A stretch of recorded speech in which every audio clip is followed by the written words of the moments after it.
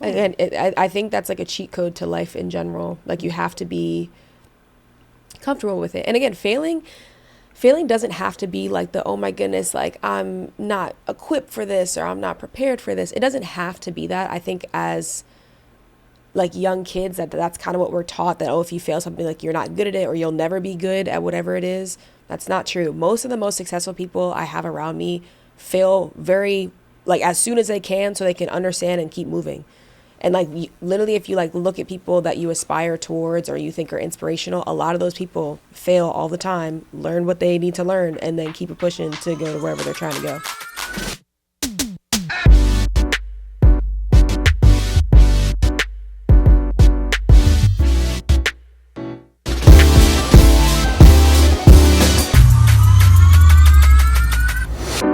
Welcome everybody to another edition of the Techwoke podcast. I'm your host, Chris. I'm a GRC specialist in the government technology space. On this podcast, we talk about tech, career, and life. And on this podcast, we have a great guest today. Her name is Camillesmith. She's a scientist, chemical engineer, and also a founder of STEM Social. And without further ado, Camillesmith, how you doing? I'm doing well. How are you? I'm doing great. It's good to have you this morning. I know it's kind of cold, right? Freezing. Yeah, don't get it twisted. I know I have short sleeves. But I got you. Hey, we had the puffer coming in. Yeah, we're gonna try to warm you up a little bit. Yeah. This is Thanksgiving week. Mm-hmm. It was great having you, great meeting you for the first time. Yeah. I loved your energy. I loved how passionate you are about what you do, and I love the people that you bring around me. I came to your STEM Social event. I came there with some friends. A good friend of yours is Anthony. Yes. So Anthony was telling me all these good things before I even met you. And and keep in mind, I reached out to you like a week ago. So I didn't, and then all of a sudden he's referencing you. He's from Philly. I'm coming to STEM Social. I mean, we having a good time. It was good energy. Yeah. Even though, it's always, a little drinky drink sometimes, but it was good energy. I saw how you was with the crowd. Everybody that came in, you gave them a big smile when they came in. So I noticed all that. And I just love the crowd you brought. It was my first time, actually, other than yourself, a woman scientist. You're one of the first woman scientists I actually had a conversation with, to be honest with you.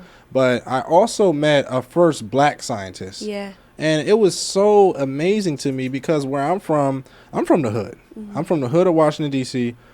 Other than my father, he's an engineer, then it's hard to meet people like that. And I really love what you're doing, creating a space where not only you bring in people that's in technology like myself, but people that's in science and all types of stuff. So you're doing great things. I know you're getting buttered up over there. So, I'm definitely warm now. No, I appreciate it. It really does mean a lot to me.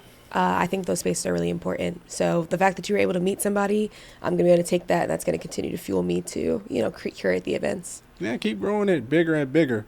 But I know that's where you at now. Yes. So what we're going to do, we're going to take it back from the beginning. Okay. And just to know who you are, so the people can know you're a real person. Yeah. You started from the bottom and worked your way up, or some people, they already had the knowledge. They already had it, but you just enhanced it over time. Right. So tell me about your early life in high school. What was you doing? Yeah. So high school, I always went to public school, but I grew up in a very, I grew up in a wealthy area. So the public school was a public school, but we had iPads. So I do like to set the stage there, just because you said like everyone comes from different places and it's really what you do with those materials, right? So in high school, I was super nerdy, loved school, loved English, reading, all that good stuff. But math and science actually did not click well with me. It actually wasn't until 10th grade honors chemistry. I had a fantastic chemistry teacher, Miss Gould. I hope that she's doing fantastic. Shout out. She really stayed after school, like office hours. I was in there every day because I was failing that class, and it was a lesson about something very small and like the whole topic of chemistry, but it clicked, and then I fell in love with chemistry. So I'll say 10th grade. Initially, I was like, okay, like I'm gonna be a history and English person. I took that chemistry class, realized I really like chemistry. I was always decent at math. And then after that, I graduated. I took all these honors classes, AP classes or advanced placement classes, and then went to college to study chemical engineering. Oh, that's amazing. Yeah. Do you feel like when your first high school teacher was your first mentor? I would say so. So I have always been a very outgoing person. So I did have like other people in administration at my school that like I could talk to about things, but she was the first person that did not allow me to give up. Like I feel like because a lot of other topics always kind of came easily to me, like I remember being so frustrated that I didn't understand the concepts. But she just was so encouraging, like, you know, come after school. Like she wouldn't get upset, you know, like some teachers would get frustrated and be like, okay, like this is clearly not, you know, their subject, but I don't know. She would come in every day and try and teach me in a different way. It was really a testament to her. So I attribute a lot of my career now to her willingness to kind of keep pushing me. Yeah, that's amazing to hear, because like some teachers where I grew up, teachers don't, if you don't get it, you don't get it. They'll leave you alone. Like even me, when I first was in high school, I used to just like go to sleep every day, and they didn't care. So, you know, for her to, you know, you're drowning in a way, and she's just pulling you up and pulling you up. And I know that probably a testament to like how you help people now. Like you're just gonna, and I know that probably let the imprint on you for life, right? Yeah, no, I would definitely say so. I think, again, I've always been someone that likes to help other people, but seeing her persistence, like I'm never going to like give up on somebody. So like now, being blessed with the platform that I have, being blessed with STEM Social and like people, you know, reaching out to me, I'm never going to turn somebody away. Even if it's not me, even if I'm not like the best person to help with whatever the scenario is, I will find somebody that will be able to help them with whatever they're trying to do. So she definitely helped me with that. Okay, I love that. So, and also when you were in high school, was you into anime? You said you're nerdy. It's so funny. So I actually only recently got into anime. Oh, you did? Yes. What's your top 3?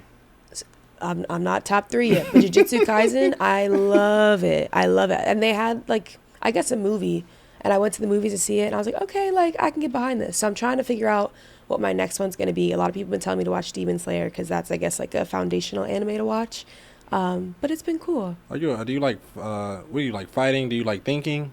I like thinking. I watch Death Note.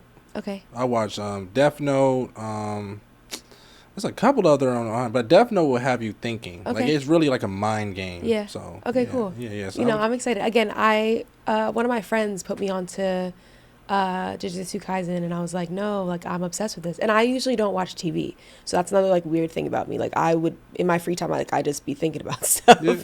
So it hooked me, and I finished it. I want to say in like a week. Which was crazy for me. Now, trust me, it was a time I was going through a hard situation, so I didn't watch TV literally for a whole year. Oh, wow. I just read. Yeah, yes. And then after a while, like, you realize you really don't need the TV. At all. Yeah. Are you passionate about tech, cybersecurity, social change? Join the techwoke movement on Patreon. Get exclusive access to discussions on emerging tech trends, cybersecurity insights, and valuable resources to help you get hired in tech. Learn from others in the community, exchange ideas, and gain skills that will help set you apart, whether you're a developer, enthusiast, or looking to break into the industry. This is your space. Support the movement, stay ahead of the curve, and be a part of the change. Join us today on Patreon.com/techwoke. I see you there. Yeah. And again, I literally, funny story, when I moved into my most recent apartment, I didn't have a TV because my previous TV, I mean, it worked, but it wasn't like in the best condition.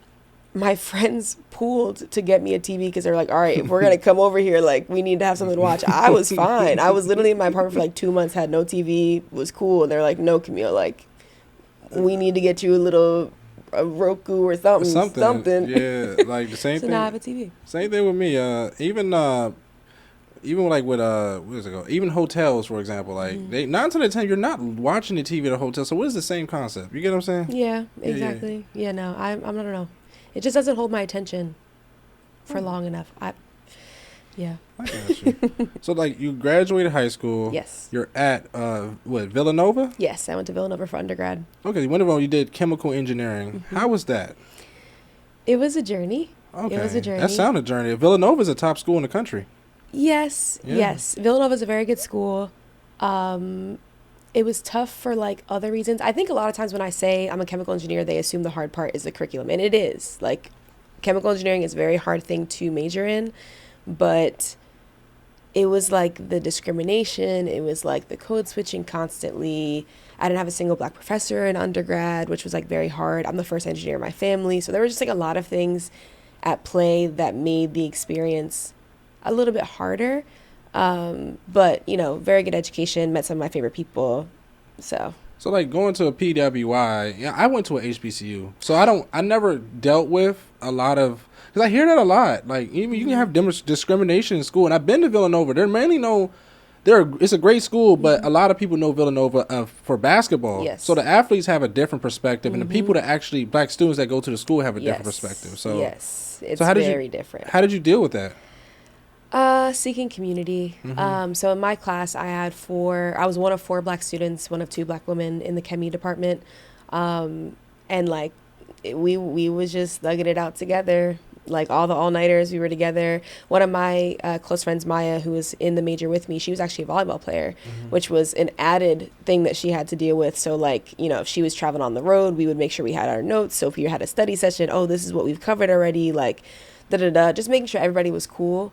I had to lean on my friends to make it through, because there were nights that I was like, is this actually worth doing? Like, I don't know. And it was worth it, but it was hard. Yeah, so I understand community. What if somebody, and just talk to that woman, man, or anybody that's a chemical engineer major, what would they need to succeed? What did you do to succeed in that program? For aspiring chemical engineers, you need to ask questions as early as possible. As soon as you do not understand a concept in class, you need to be asking questions. I think that was something that I really wish that I had learned quicker, or at least sooner. Don't be afraid to fail. Like engineering programs in general, not just chemie, but honestly STEM in general is kind of set up to have you fail. I mean, honestly, if we didn't fail things, science wouldn't really be a thing. A lot of theorems that we know are based off of something not going correctly. So fail forward, fail often, feel very comfortable with that concept, because once you are able to kind of get past that, I feel like a lot of people that go into STEM are high achievers, right? Once you're able to get past that and be like, listen, I'm going to fail at some point throughout this program, but I'm going to keep pushing. I'm going to bounce back. I'm going to have resilience and grit. You'll be able to go through it. And there's going to be some things that you're just not going to get. And that was also something that was very hard for me, because I've always been nerdy. I love learning. I love doing well on tests or quizzes or whatever. But there's some concepts in thermo that I, to this day, still am like, okay, I'm going to do the best that I can to pass the exam. But this concept is not intuitive to me, I understand. So yeah, fail forward, fail often, ask a lot of questions.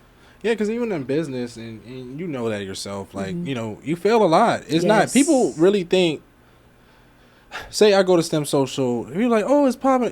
People have no idea what you go through, so you have to fail, and don't be afraid to fail. Yeah. And I think that's a cheat code to life in general. You have to be comfortable with it. And again, failing doesn't have to be the, oh my goodness, I'm not equipped for this, or I'm not prepared for this. It doesn't have to be that. I think as young kids, that's kind of what we're taught, that if you fail something, you're not good at it, or you'll never be good at whatever it is. That's not true. Most of the most successful people I have around me fail very as soon as they can, so they can understand and keep moving. And literally, if you look at people that you aspire towards or you think are inspirational, a lot of those people fail all the time, learn what they need to learn, and then keep it pushing to go to wherever they're trying to go. Okay, so tell me about, so we're gonna go into one more thing about a school and being a chemical engineer. Yeah. Did you also do any internships while you was in? Yes. So I actually interned. I was very lucky. I interned 3 times. So I got an internship after my freshman year, my sophomore year, and my junior year at a pharmaceutical company, in my industry, which was very lucky. That first year I applied to 30 internships. I was just somebody throw me something, give me a chance. And my manager did. And she was like, you don't have the more niche courses for us to really be pushing for you, but we appreciate your persistence, so we're just gonna, see what happens. So it was really, really cool. The first summer I was working on more small molecule pharmaceuticals, which is more APIs, or active pharmaceutical ingredients. And then my second 2 summers, I was working in my actual industry with, biopharmaceuticals, bioreactors, and that type of stuff. So it was super, super helpful for me trying to frame, what my career was actually going to look like. Okay, so we're going to get into the school now. So after that, you graduate, you did your internship, and you started moving to your actual field. Yes. So you use that internship to help get your actual job, and you're just working as a chemical engineer, or are you working as a scientist? Great question. So my title, I'm a scientist, but in my role, the majority of my department are chemical engineers. Okay. So I think it's more of a formality, as opposed to you can be both. Okay. And a lot of the chemical engineering principles that I learned, I'm using every day. So I'm both. Okay. Yeah. But scientist by day, chemical engineer every other point of the day. Okay, that's amazing. Can you explain as a black woman in this field? Can you just talk to me about like some of the things you experienced while working as a scientist, chemical engineer? Yeah. My experience overall has been pretty good, which I'm very lucky for. But there definitely have been some, I'll say, hiccups that I've experienced. I think being black in a predominantly white field in general, comes with like different things. So I reference like even in school, having a code switch at work, is a lot sometimes, or sometimes being like overlooked or like talked over in meetings. Now I have gotten much better at navigating that, and that doesn't happen nearly as much to me anymore. Because as the black person in that space, you do kind of have to put your best foot forward and set the boundaries for people. This is how it's going to go. This is how it's not going to go. People do what you allow them to do. People do what they allow you to do. So that's at home. That's at work. Hey, this is how we're going to do this. You're not going to do X, Y, Z in a respectful way. But it's been good too. Like I've had very, very good mentors. I've been able to kind of I have 3 industry mentors that have been super, super helpful and crucial like my career so far. So it's been overall good, but there have definitely been some hiccups. Now I understand because like even with my father, like as we talked about, he's a PE. Yeah, that's awesome. And he's thank you, I appreciate you. Yeah, it's you know how big that is. No, yeah, very. yeah. So I'm talking to my father, and he would tell me things like they'll put other people in roles that they don't even have his qualifications, or like he'll be in meetings and he's the only PE in the company and they just don't, or think he just faked the PE or cheated, which to get is like not possible. It's almost impossible. It's impossible. like that certification in general, you can look at certifications in different ways. Being a PE is so difficult. Like I guess as like a larger governing body, they have done a very good job that if you do have your PE, like that actually means something. I think sometimes people are like, oh, well, certifications are losing their meaning because more and more people have it. If you have your PE, hats off to you. Yeah. So shout out to your father. It's more valuable than masters. For real. But people say certifications don't matter if they ain't, but you know how it is. Do you deal with that same thing sometimes because you're overly qualified? Yeah. Yeah. So I think something that I've learned, and I literally did a workshop series this year at a few conferences. There's like hidden curriculums that I've learned in industry that you're just kind of supposed to like know about somehow, whether that be through school or maybe a parent or your environment. And a lot of people don't, especially like aspiring black students in particular, just underrepresented students in whatever field that you're in. So there definitely have been times that I've seen, honestly, even recently, like there's been times that like people get promoted and I'm like, what was the thought process? Like what was happening? But you have to be super good at documentation. You have to be a huge advocate for yourself. Unfortunately, you have to be your number one advocate always. You can't wait for your manager. You can't wait for a sponsor. And start having those conversations as early as possible. If you want a promotion, you need to be talking about that at the beginning of the year. You need to figure out your specific company's ways of working. When is leadership going to be talking about promotions for the following year? When are they going to be talking about like in-grade promotions or progressions? You need to know that so then you can be strategic about how you're going to move, because stuff like that's always going to happen, unfortunately. But you have to just put your best foot forward. When I first got into tech, I was green. I was lost in the details, unsure of it all. Then one day I had my woke moment and everything clicked. The pieces came together and things just got better. The moment of clarity inspired me to create techwoke clothing. For those that have had the same awakening, this is for the tech community that's woke to what's next. Step into the future with cutting edge designs, smart fabrics, and fashion that evolves with you, bold and intelligent, sustainable, and get your merch. Join the techwoke movement. Wear the future. Shop now at shoptechwoke.com. Thank you.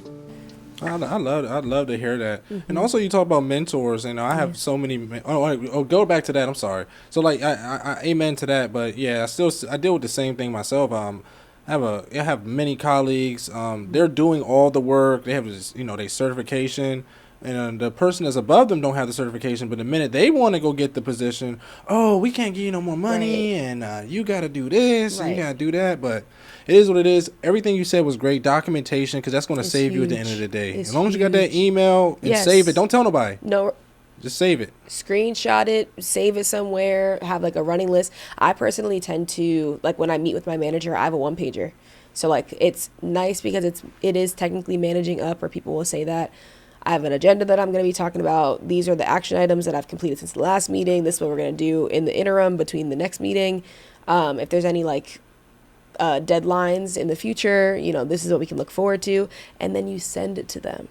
Like you want to make your manager's life as easy as possible so that there's no resistance when they're trying to talk to or when they're trying to advocate for you for a promotion or whatever you're trying to get, or a certification, or getting money for something. But the point is just make it known to them at the beginning. Yes. Don't be like, oh, I'm going to just get promoted. No. Let them know. No. Because they're not going to do it. The person that's advocating themselves gets promoted first. Yes. And it's so frustrating sometimes because it's like, okay, like I also feel like Black children are taught to be humble. And I think humility is a very important thing.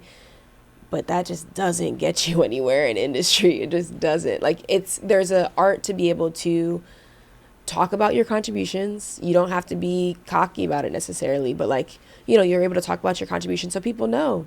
Like you never want your name to come up and people aren't able to immediately think about, oh, Camille contributes to XYZ, or Chris, you know, he did that project, or he completed XYZ. Like you want people to know that.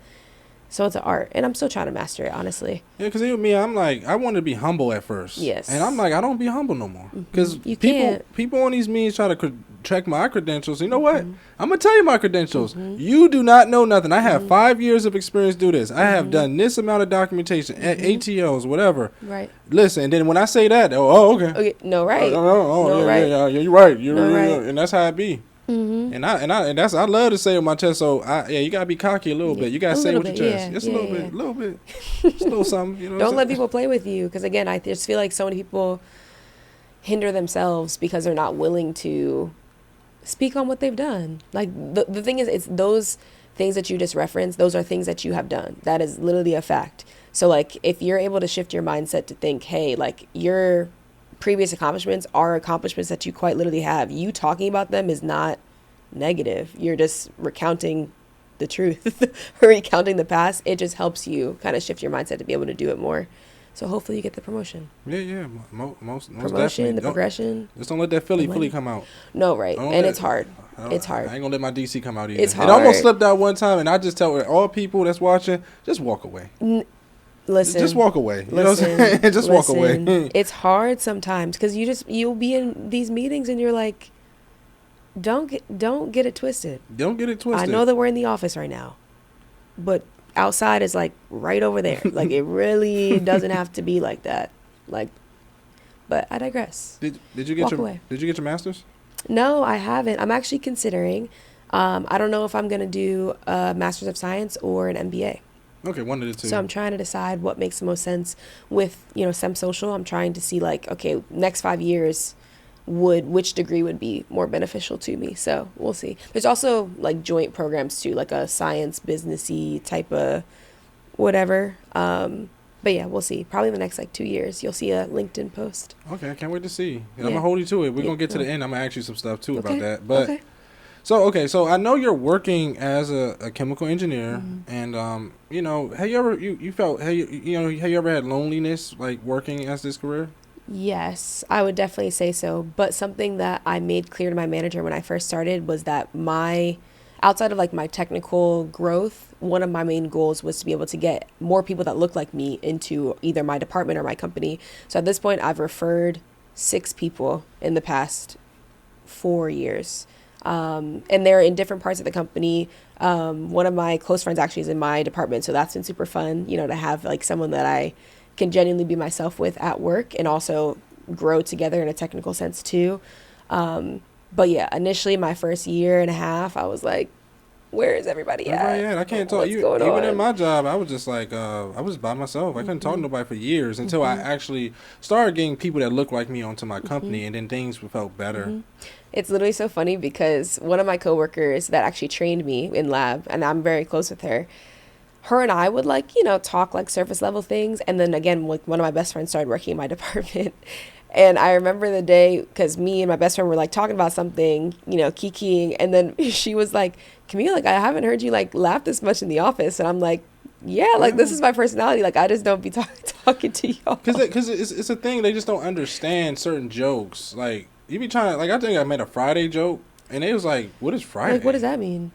Or, like, they don't know what 4C hair is. You know? They like, okay. Right. So I'm going to leave that alone. Or one time I had a conversation, and we was talking about how to make steak. And I was like, yeah, you got to put the salt, pepper, the garlic. And then I said, all you got to do is put a little salt and pepper. I said, nah, bro. Like, you know what I'm saying? And they'd be like, you know, things like that. Yeah. So there's just differences. And, again, we can overcome them. Yeah. But the first year and a half, I was like, all right, y'all, we got to get some melanin, something's got to give. So okay. So you and also too, I noticed you created a social media platform. Mm-hmm. Did you do it while you was working to kind of get out there to let people know, or when did you start, or how did that work? Great question. So okay, so boom. So I graduated in undergrad, and I immediately started working. So I graduated in May, started working that year in July, right?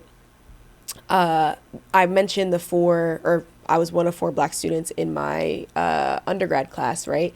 But they didn't live in Philly. So, like, everyone kind of, like, you know, left, went back to their respective, like, places, was feeling very lonely. So I was like, okay, like, I'm going to start talking about just being a black woman in STEM online, like, just making different videos, giving advice to people.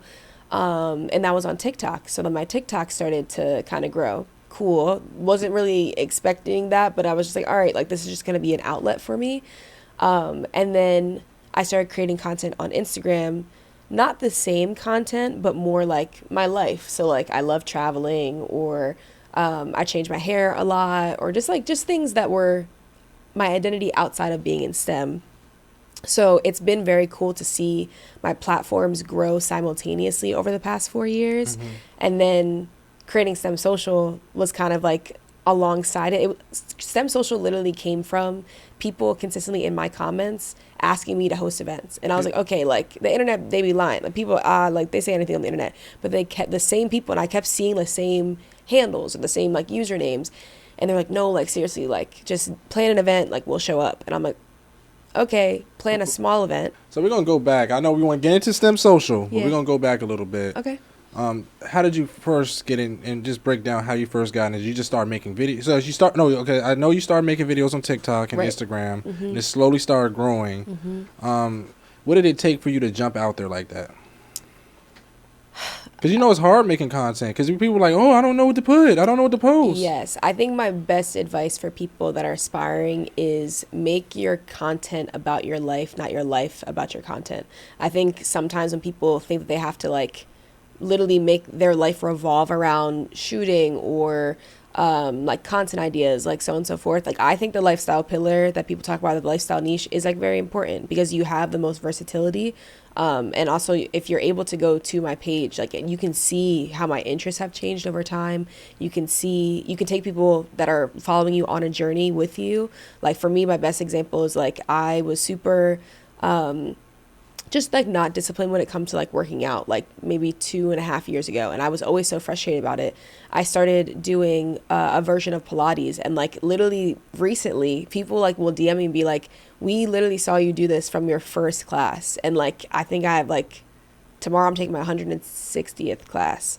And they're like, this is, like, people are taking the classes. People are like, oh my goodness, like, this is so crazy to, like, watch this happen. So if you are interested in creating content or building a platform, take people on a journey with you, whatever that is, whether that be tech, whether that be your travels, whether that be other just, like, life things. People tend to gravitate towards someone that they can grow with.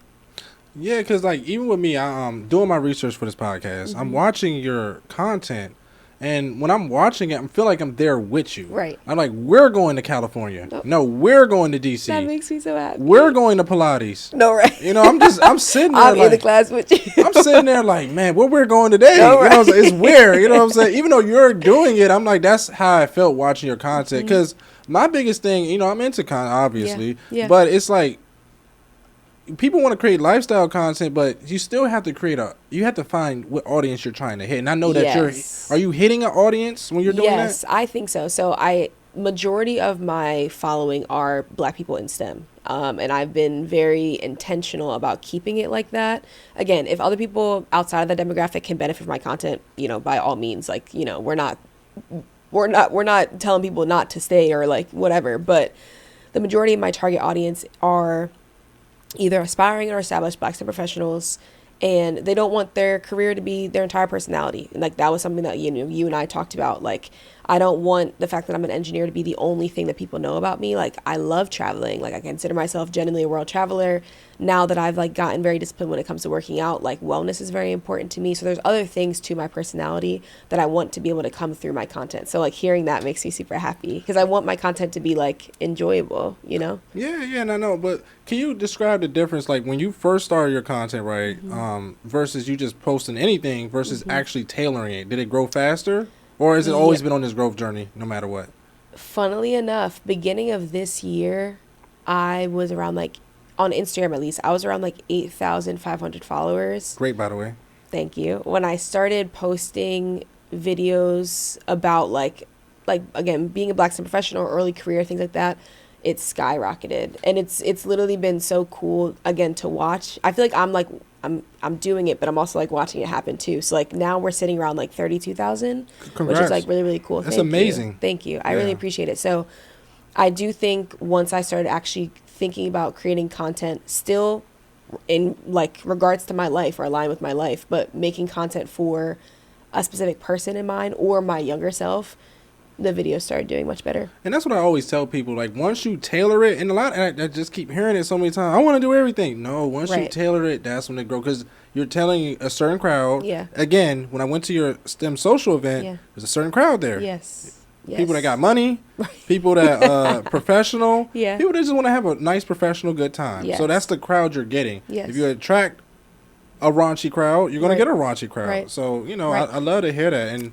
everyone always aims for virality too. This is something like everyone always marks their social media success as like going viral. Going viral isn't the best because you're attracting everybody. Like, it's like you're casting a very wide net, which can be positive, I guess, for like the numbers aspect, but like you want a community that actually wants to show up for you as opposed to showing up for that moment, if that makes sense. So like, don't always aim for the viral moment. Like, aim for content consistently that you're putting out that has like similar messaging, so that like your community actually will show up for you, you know, when it comes to working with brands or honestly anything, or putting out your own products or like whatever you're aiming to do. Community that actually knows you is much better than a million followers that showed up because you made a funny joke. And then too, like, you can go viral and then don't have nothing to do with it. Yeah. So even with me, like, I'd rather go slow. Right. So I can slowly put the things together versus going viral. Because I if I wanted to, I know I can just go. I can go viral anytime. Right. I gotta be like, oh, I'm making a 200K as a cybersecurity analyst or something. Which is nothing wrong with that. It's possible to do, but I'm not trying to. But it's like clickbait. It's like clickbaity, and like virality is fine, but just that doesn't have to be the only marker of success on social media. Like, I do think that consistency over time is way better for people that are aiming to actually build a community online. So yeah, just think about that. Okay. So can you tell me some of the benefits of you posting it? I know obviously you found your tribe of people, of Black young professionals. But what's the benefits of growing your personal brand on social media and getting out there? There's so many. I feel like the past year in particular, I've had so many cool experiences. Whether that be like actually speaking at conferences that I used to attend in undergrad. Like, I was able to speak earlier this year at SWE, which was super, super cool. Like, I plan to speak at SWE. Oh yeah, sorry. SWE is Society of Women Engineers. Okay. So I went to their conference like as an undergrad, and like being able to, that's amazing, like pack out a room of people. And I was like, this is crazy. And that's what you was going as an undergrad, and now you're actually leading the room. Yeah, that's amazing. Isn't that cool? I'm proud of you. Thank you. Yeah. So like stuff like that, like just very cool experiences. So would that be like speaking engagements, being invited to like different events, or now again being able to travel to different cities to be able to curate events for people. Like, there's so many positives to having a personal brand, and I do think as we as a society continue having like, pushing digital like things, I do think that like even in hiring, like it might be beneficial to have a personal brand. That's why also the digital footprint, don't just be posting anything, because people can look things up. Forever. I have a friend that literally got hired to be like a pretty high position in his current company because he has a really active personal brand on LinkedIn. Like literally, like it wasn't even like a headhunter. It was literally like the CEO of the company was like, "Hey, love what you're doing, come do that over here." And now he's like doing so well. He's growing his personal brand still. So like, there's a lot of benefits that you can have from having a social media presence. Yeah, I've heard even at what was that Thanksgiving. I'm not sure if did you go to Thanksgiving? You didn't make it school. I didn't. I will be there. My team went and they loved it. Okay, yeah. Like even it was as a young woman, forgot her name, and she said her job. She worked at Amazon, and they gave her an extra salary bonus just to create content. So you can make money, you can get sponsorships, like of course, and then you can get speaking engagements. So you can make a whole new side income.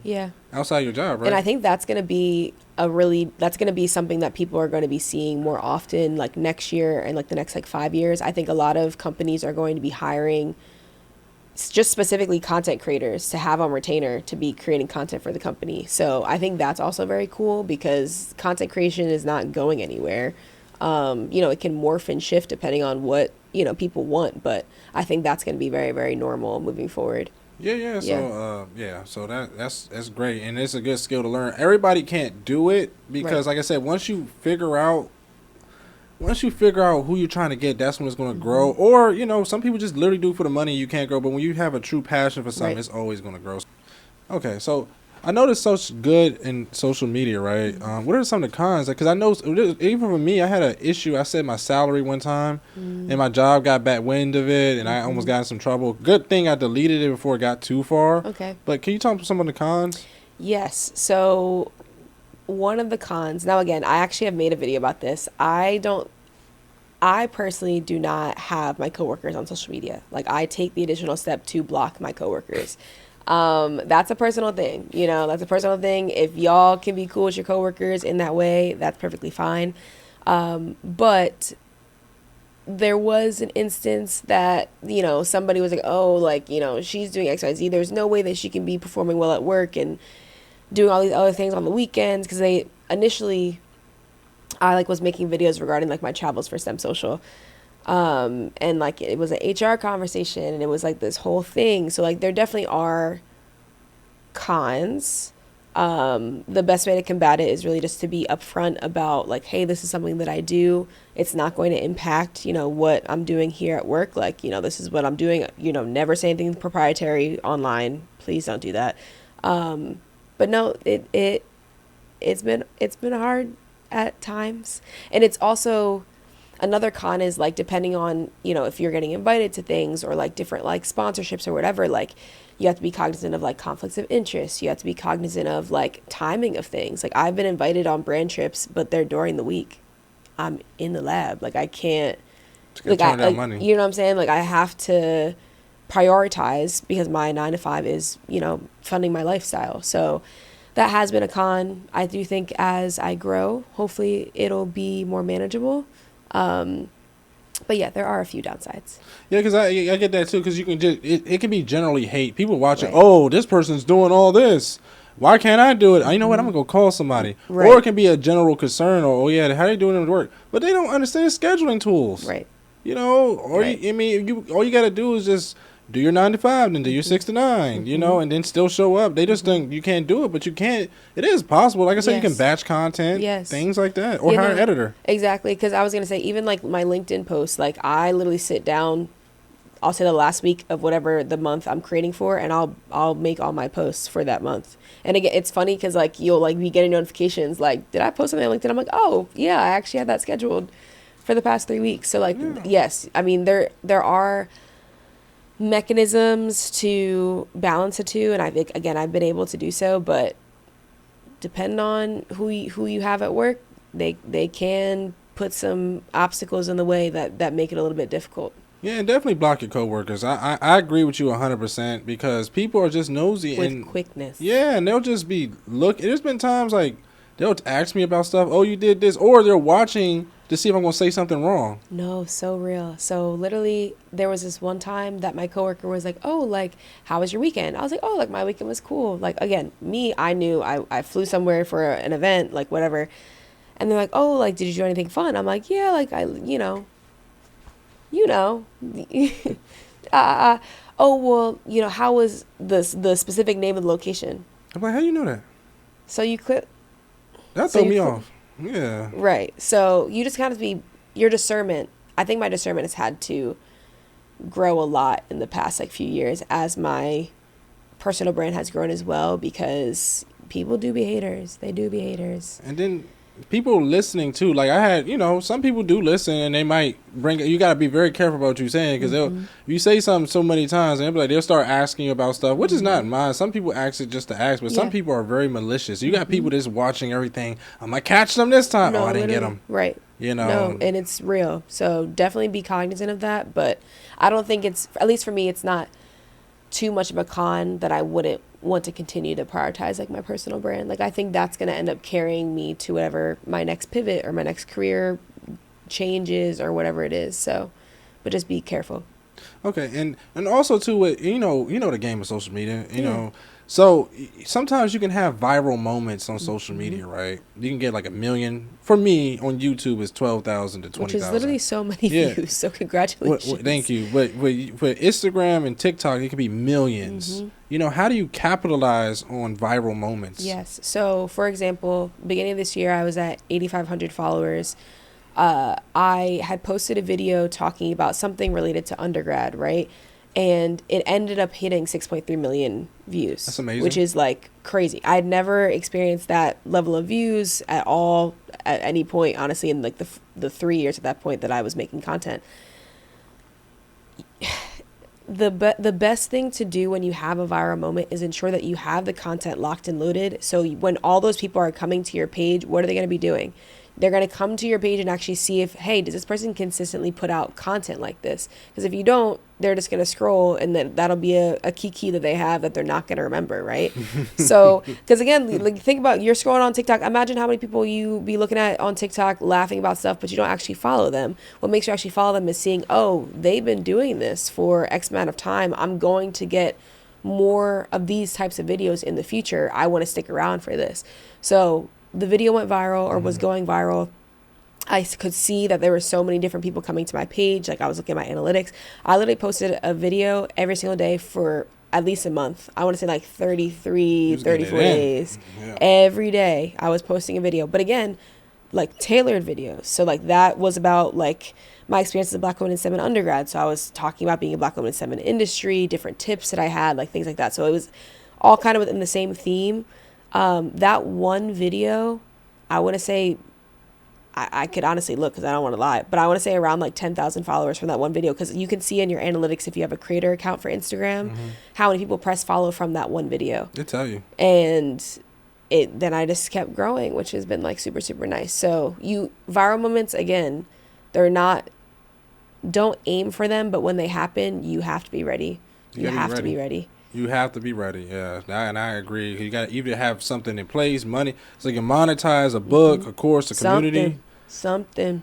And since we're talking about, capitalizing on it, I know you have all these STEM professionals, cybersecurity, science, tech professionals, things like that, that's watching you content, they're growing with you, they're with you, and they want to hang with you at this point. So at some point you started STEM Social. Talk to me about that. Yeah, so again, making a lot of videos specifically on TikTok, and people were responding to my videos, and it was kind of like if you have like a coffee shop that you always go into, and like there's that one time where the barista's like, oh, like same order, and you're like, yeah. So like it was like that type of thing. Like I was seeing the same usernames on a regular basis in my comment section, and they're like, hey, like host an event in Philly, because that's where I'm based. Host an event in Philly.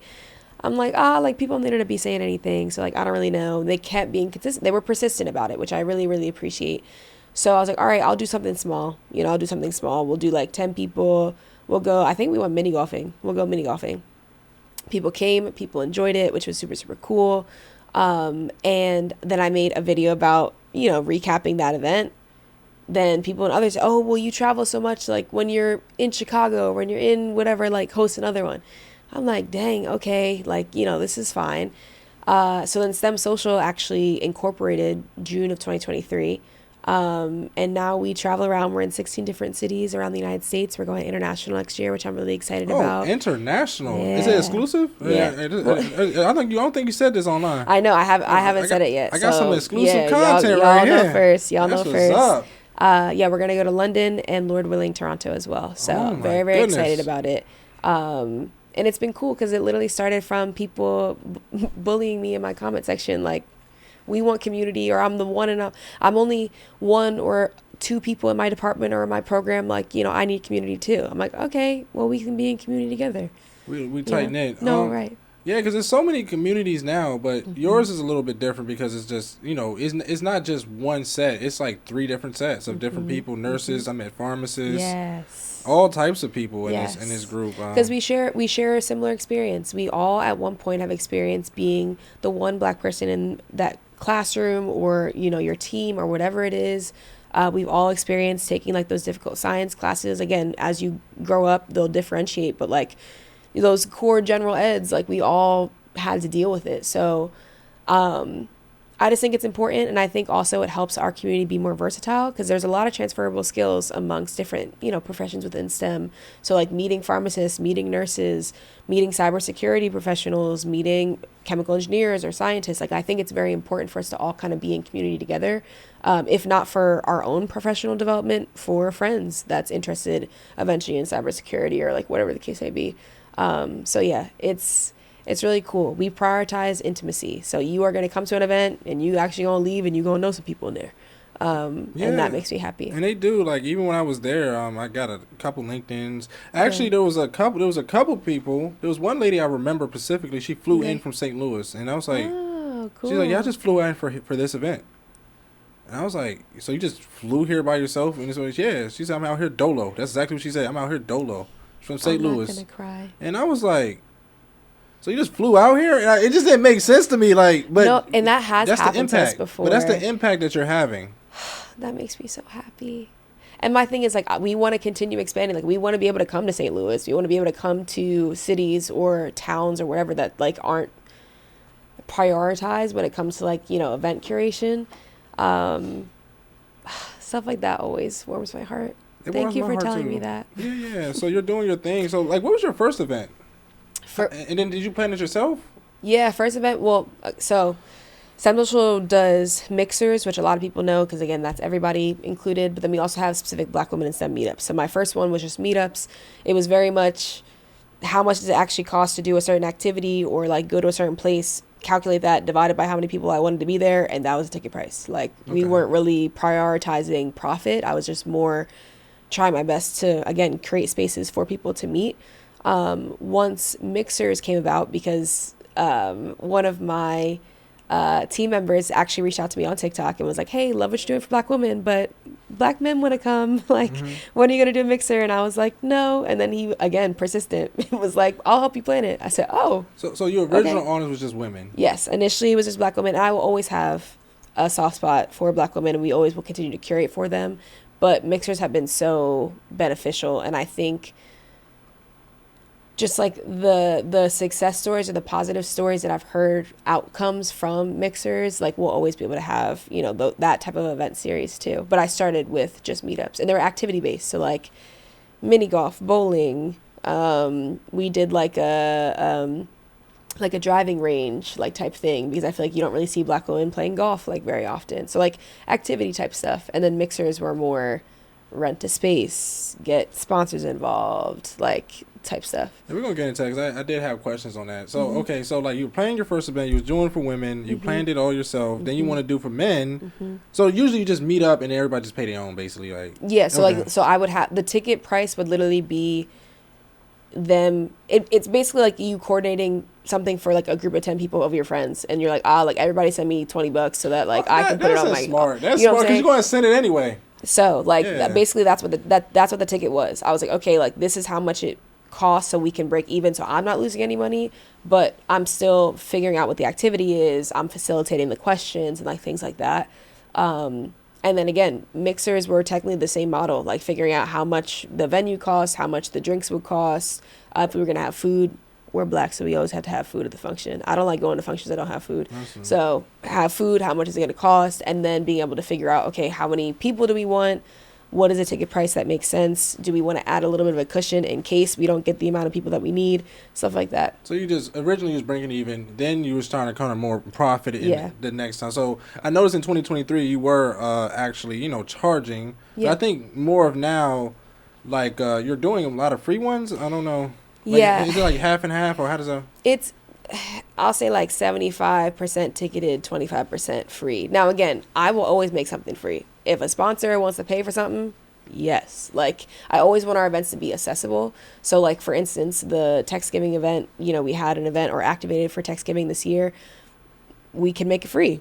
Cool. Everybody pull up. Like, we loved that. Like, I loved being able to not have an entrance fee, but in some places we're not activating at a conference, or we don't have a sponsor that's able to like help assist us, so like we don't want to lose money. Also, something that's important is like our organization is of course curating spaces for people. We're also trying to have scholarships, so like anytime that we don't break even on something, we have to either I have to pour into the organization myself, which is not sustainable, or I don't want to say it can come from the scholarships, but like it's hard to navigate. So we are very intentional about making sure that if we don't have a sponsor, the tickets will be there. It will be there. Now, we do have a cap for tickets. I will never go over $35 because I wouldn't pay for real. You said a cap?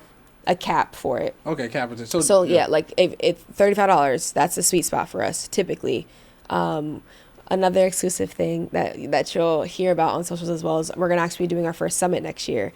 So that's also something that's gonna be cool. It's gonna be cool. Social summit. It's gonna be cool. I was thinking about that. It's gonna be cool. Yeah. I'm very excited about it. So again, it'll be, imagine like a two-day stint. First day will be a lot of more technical, professional, personal development.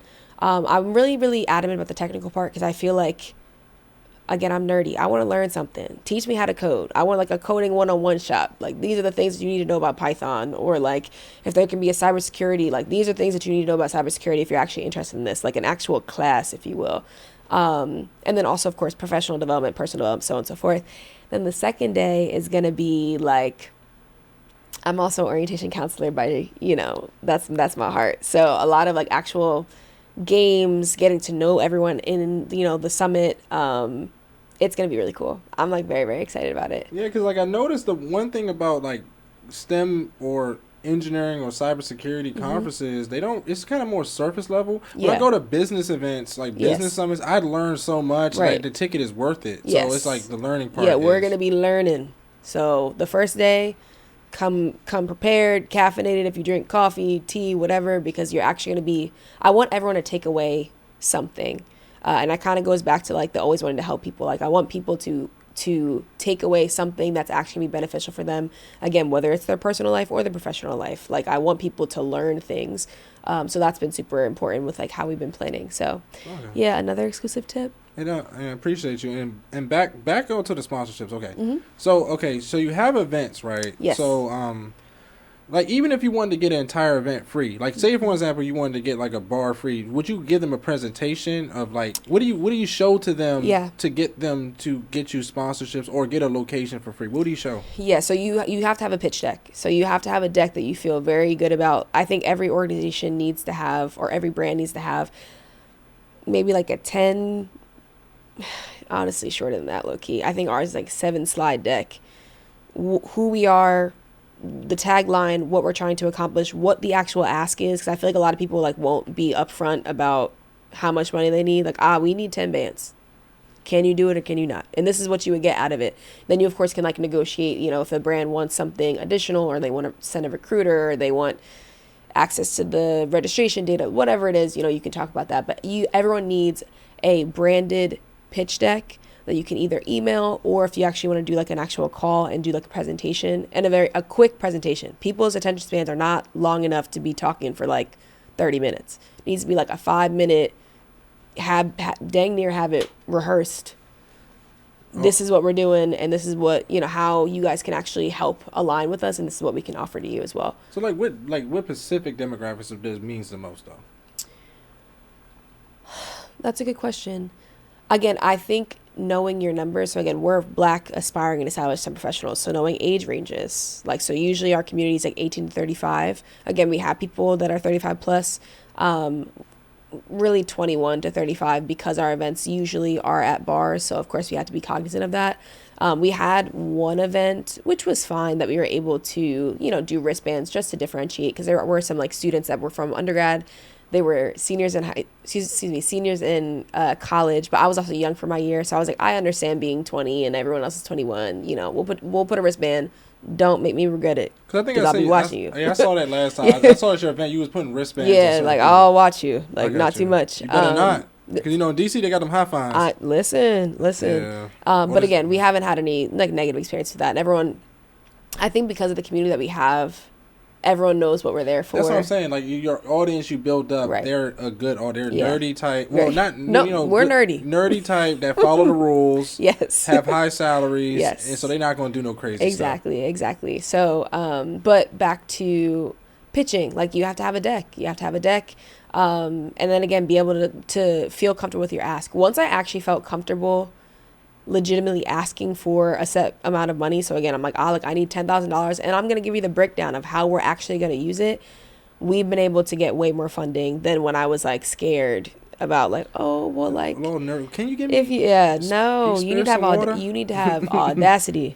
You need to have audacity. To be a business owner, you have to. This is what the X amount of money is going to be used for. This is what you can expect from us. Do we have a deal? And always have a contract, but like just have at least like an agreement to be able to outline, okay, this is what y'all can expect from us and this is what we expect from y'all, just to have something more official on paper. But yeah, once you have a pitch deck and audacity, you can make some things shake. What's the best thing about having STEM Social? The people, literally things like hearing people fly to an event that's not in their city to like come hang out with us, like stuff like that is crazy to me. And just like meeting people, like I needed this community so badly when I graduated. So like sometimes to go to events and like be able to kind of like stand in the back or like stand off to the side and just like see the connections forming, like that'll literally never get old. It will never get old. So yeah, I would say that's the best part. Community, it's a buzzword, I guess, but you gotta come to an event to actually feel what we're talking about. Yeah, because I feel love. I was your friend, I forgot his name. Brian.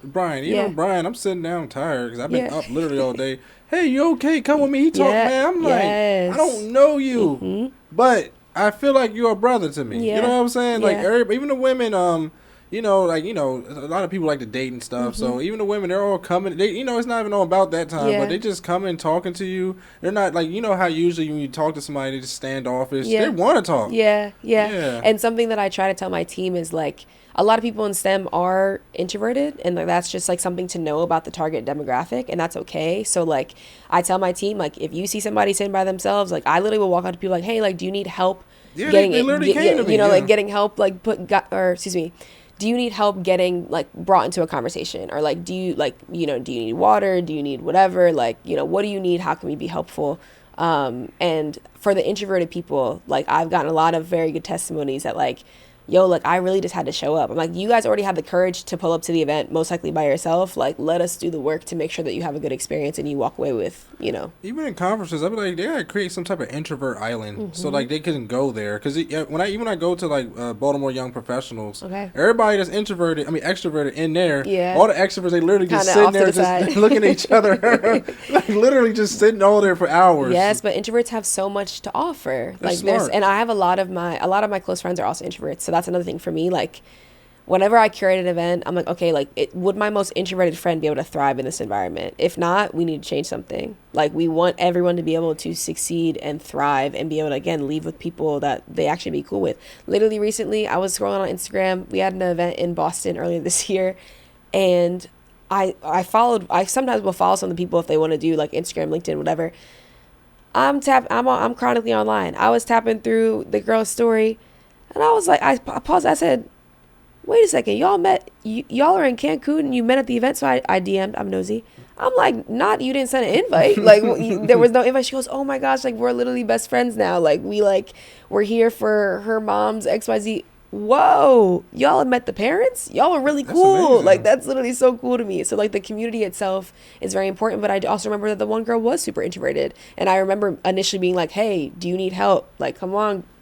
let's help you talk to some people. So to be able to facilitate those connections is just cool. It was really cool. Like, even I went to a lot of conferences. I met Anthony.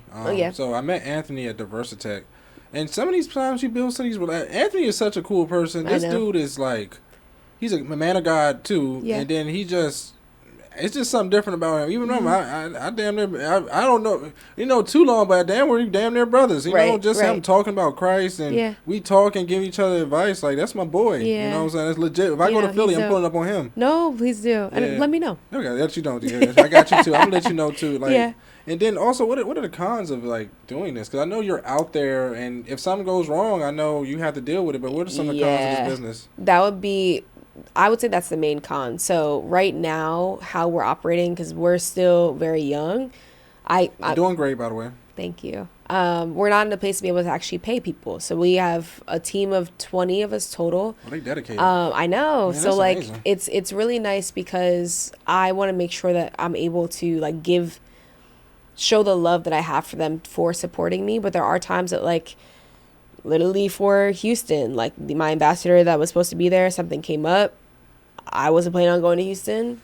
I had to fly to Houston, you know? So like there's certain things that like I think going into next year that I'm going to be trying to set up some systems, like stuff like that has initially happened. And it was literally, I was honestly worried about her. Like, are you good? Like, do I need to pull up on you when I get there? Things you happen. know? But I was like, okay, we also have a sold out event tomorrow and I'm not about to refund all these tickets. And like, then we paid for the venue. I'm like, they got to pay sponsors back. And yeah, right. I got to get on the plane. I got to go. So that's something I think also when you are balancing a lot of different things, it can be tiring. So like a lot of the summer was working Monday through Friday, catching a Friday evening flight to wherever I was going, having an event Saturday, maybe staying Saturday evening into Sunday morning, and then flying back home and then working again. So there was very little downtime this year.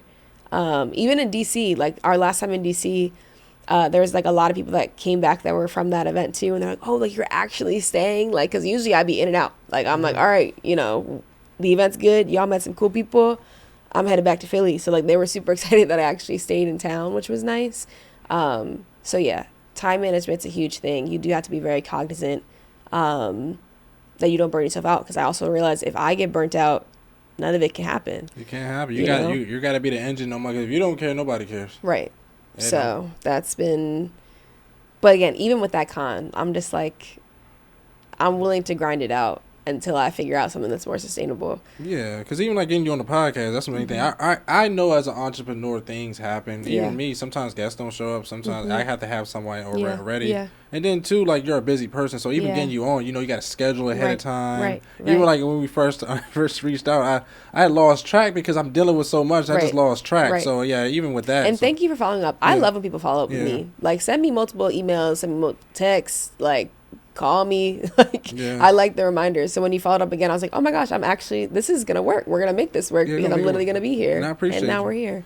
Yeah. So and also too, like even in this business, there's like certain insurances you get, or like for this you have to get for this because things happen. Yes. So that's something that I'm going to aim for this upcoming year. Once we incorporated. So right now we're a corporation. January 1st will be an S corp. So there's certain insurances associated with S corps that you would get. That's an S corp. That's good. Yeah, that's great. Thank you. Most people can't get it. Yeah, we'll talk about that. Yeah. So again, we're grinding. I'm learning all of this business stuff on the fly. That's why I'm potentially considering doing an MBA. I know a lot of people focus on like the networking aspect, which I think will be beneficial, but like I want some fundamentals of business. Like this will be helpful. But yeah, so next year we'll be able to get actual insurances that we need. Because I want to make sure that everybody's covered. Because it's growing at such a fast pace, and you have such a good reputation for your events and everything. Like, is it going to get to a point where you probably have to take time away from your job? What would you do? Because I don't know. In the day, you need your job, which is bread and butter. I wouldn't tell nobody to quit their job for social media. Or, I would keep my job no matter what. Even if I do a whole conference, I'm keeping my job. Yeah, no. I'm in the same boat. I actually had a conversation with my dad recently that like I can only do these things when I have the stability of getting a check every 2 weeks.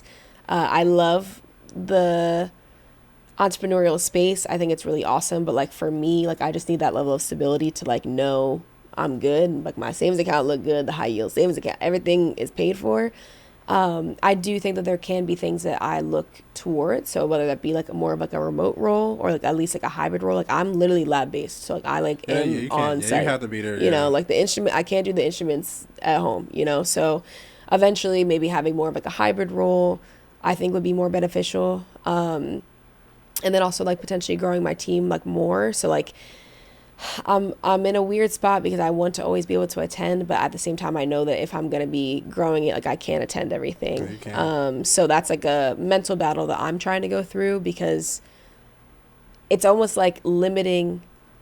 I'm limiting where we can go, where we can grow. If I'm like, oh, well, I can't make that date. Okay, girl, well, you don't have to be there. We have a team. We have 3 people down there that can do it. Like, it's okay, Camille. You can be at home and just ask how everything went. And I get it because like you don't want you kind of scared they won't take it as seriously as you do. But that's how you really truly become an entrepreneur. Once you start delegating, you gotta trust your team. Yeah, my team is awesome. Though. Like, they're great people. Shout out to the team. We actually just brought on 13 new ambassadors. Like, we gonna be moving and shaking next year. And they really passionate about what they do. Yes. Yeah. So I really can't wait to see where you're going because, like I said, I've been hearing about you since 2023. I didn't get a chance to go to the paid event because it was sold out because it was so good.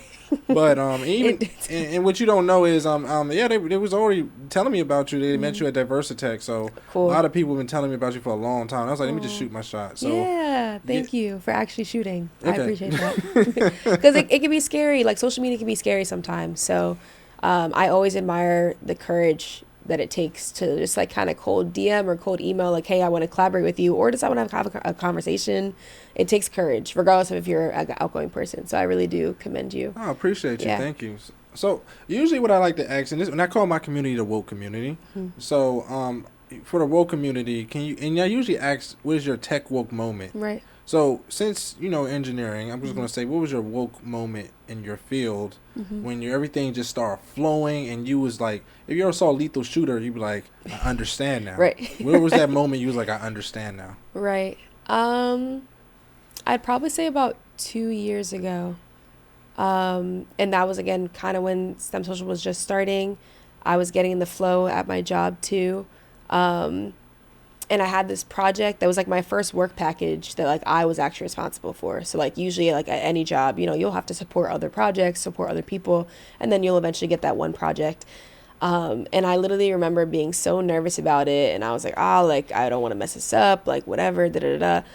And then I was like, Camille, like you're literally, you already have I've shown myself that I have the skills to do this already. Like sometimes you literally have to look back on like your track record and be like, I've done this before. Is it a new experience? Sure. Are there going to be bumps potentially? But like, I can do this, and I can also ask for help. So I feel like being able to get that work package, being able to work through the problems associated with it, and then be able to deliver it also while starting in like at least the budding of STEM Social, like that was when everything started to flow. And I was like, yeah, like this feels good. Like this is literally. And I think, that was like the pinpoint start. I haven't actually thought about that before.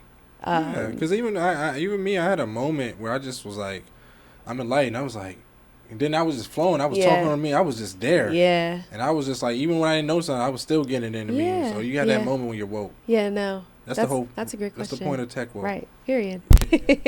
So, also too, can you tell me your social medias? Oh no. Yeah. No, actually, we double back. Okay. Can you also give? No, I'm sorry. Tell me your social medias. Yeah. So I'm at iamcamillesmith on all platforms. So whether that be TikTok, Instagram, YouTube, LinkedIn is just Camille Smith, and then STEM Social is STEM Social, but it's SOUL. We're by Black people for Black people. So STEM Social on Instagram, TikTok, and LinkedIn. Okay. And then what are your goals for the next 5 years? Great question. I would love to again prioritize getting like more of like a hybrid role, a remote role. I would love to. What do you say? Ain't bigger. I want to hear something that will blow your mind if you could do it in the next 5 years. I want to know. I want something that's so out of reach. There's something not out of reach. You're going to get to it, but right. No, I know what you mean. Again, I think if we're able to pull off this summit the way that we want to, that would be insane to me. We're still trying to figure out if we want to always bring it back to Philly, because again, I do think that Philly sometimes can be overlooked. And we always start the year in Philly, and I'm like, okay, we can start and end the year in Philly. I think that'd be kind of cool. But if we're able to pull off this summit, make it an annual thing, we're also, I think we posted already, but STEM Social's personal, professional, and technical development, we have like a series, is going to be rebranded on a podcast. So it's called STEM Talks on Tap. So if we're able to really scale that as well, I think that'd be awesome. I love the concept of like live recording. Like, you know how like podcasters will go on like, you know, tours and stuff. Like I like stuff like that. I think that'd be really, really cool if we're able to pull it off, or when we're able to pull it off. And yeah, just international activations. Like there's people all around the world that need community. It's just more a function of how we're able to get to them. So I think Accra is like, once we're able to do Accra, we made it. Like, I don't know if that'll be the next 5 years. We're going to see. Yeah, but I'm definitely going to ask about it. Yeah. So I'm going to make sure I reach out to you about that during these 5 years. Yeah. You know, hopefully please do. Hold me accountable. Yeah. Hold me accountable. Ask about it. And it's also, is there anything you want to leave the audience with? I can leave the audience with, once you actually know where you're going, you will be able to achieve it. And I think the most successful people at least know where they're going. We talked about failing forward, failing often earlier on in the podcast. But once you actually have a destination, life becomes so much easier, because every day you can do small actionable steps to actually get there. And I think once I actually was able to align with like what I wanted to do, life just became so much easier. So lock in on whatever that one thing, two thing, three thing. I'm a multi-hyphenate. There's clearly a lot of different things that I like to do. But there's no reason that it can't be you.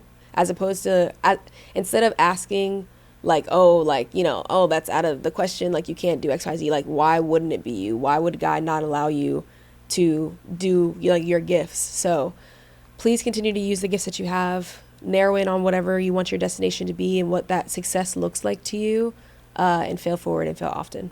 So thank you, Camille, for coming on. It was a very intelligent conversation. Mm-hmm. I can't wait to see your future. So I can't wait to see the future, Camille. Yeah, thank you. Thank you. So thank you for everybody for watching the podcast. Remember, if you're on YouTube, like, subscribe to the channel, like the video, put a comment down below. Also check the podcast out on all platforms. Apple, Amazon, whatever one you might choose. For this video, I'm also going to put an ebook on how to get into tech. It's for free, so make sure you download it. It's going to be in the description. Share the video to different people. Also check out the shop techwoke.com to come get the merch. You see this merch I got on now. Join the newsletter. And remember, everybody, get 1% better every day. Peace out, everybody. I'll see you on the next one.